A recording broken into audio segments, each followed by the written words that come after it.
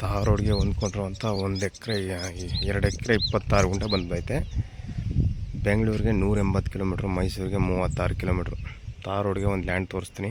ಸೂಪರಾಗಿದೆ. National ಹೈವೇಗೆ ಕರೆಕ್ಟಾಗಿ 1.5 kilometre 2 kilometre ಆಗುತ್ತೆ ಅಷ್ಟೇ. ಒಳ್ಳೆ ಬಾಕ್ಸ್ ಟೈಪ್ ಇದೆ. ಒಂದು ಬೋರ್ ಇದೆ, 2 ಬೋರ್ ಇದೆ. ಒಂದು ಬೋರಲ್ಲಿ ಚೆನ್ನಾಗಿದೆ ನೀರು.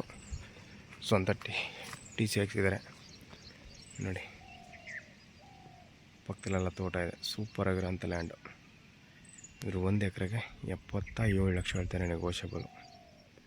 1 ಎಕರೆಗೆ negotiable. Direct owner to owner seating ಇರುತ್ತೆ. ಶ್ರೀಕಂಠೇಶ್ವರ ರೋಡ್ ಬಿಡುತ್ತೆ ನಿಮಗೆ. ಸುಮಾರು ಒಂದು 200 ಅಡಿ 250 ಅಡಿ ಬರುತ್ತೆ. Direct owner to owner seating ಇರುತ್ತೆ ನೋಡಿ. ಶ್ರೀಕಂಠೇಶ್ವರ ಪ್ರಾಪರ್ಟೀಸಿಂದ direct owner to owner seating ಇರುತ್ತೆ. ಹಾಕಿದಾರಲ್ಲ ಅದೇ ಬೋರ್ವೆಲ್ಲು. ಅಕ್ಕಪಕ್ಕ ಎಲ್ಲ ತೋಟ ಇದ್ದಾವೆ. ತುಂಬ ಚೆನ್ನಾಗಿ ಸುತ್ತ ಜಾಲರಿ ಫೆನ್ಸಿಂಗ್ ಆಗಿದೆ. ತಾರ್ ರೋಡ್ಗಿರುವಂಥ ಲ್ಯಾಂಡು ನೋಡಿದೆ. ಕೆಂಪು ಮಣ್ಣು ಬರುತ್ತೆ. Tar road touch.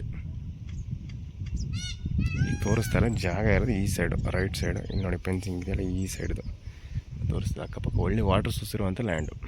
ಇದು ನಂಜನಗೂಡು ರಿಜಿಸ್ಟ್ರೇಷನ್ ಬರುತ್ತೆ.